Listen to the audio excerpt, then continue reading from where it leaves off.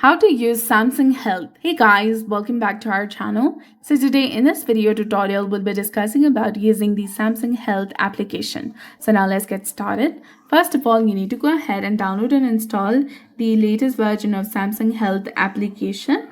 And once it is installed, go ahead and open it. Now, once the app is open, you need to agree to the terms and conditions. And then tap on the profile by tapping on My Page in the bottom right corner of the screen. Now you need to go ahead and set up your profile by adding your name, your gender, birthday, height, and weight. And also allow the permissions for like steps, location, and census. Or you can also tap and hold onto the Samsung Health application. Go to the eye icon in the top to go to App Info. Go to Permissions and make sure that you've given all the permissions to this app.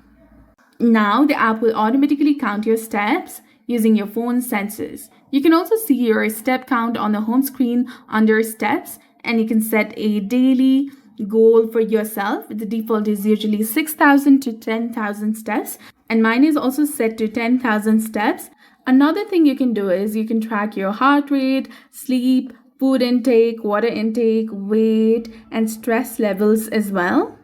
You can also tap on exercise or start to track activities like running, walking, hiking, and more options. And if you tap on start, the app will record distance, time, heart rate if you have a compatible device, and the calories burned. If you're wearing your Samsung smartwatch while you sleep, you can open the app and tap on the sleep to see your information about your sleep stages, total sleep time, and snoring if your watch supports it.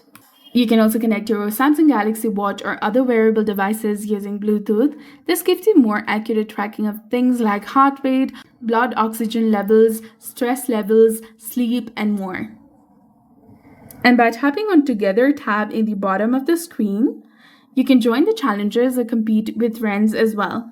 And you can tap on your profile to set personal weight, activity, or nutrition goals and track it.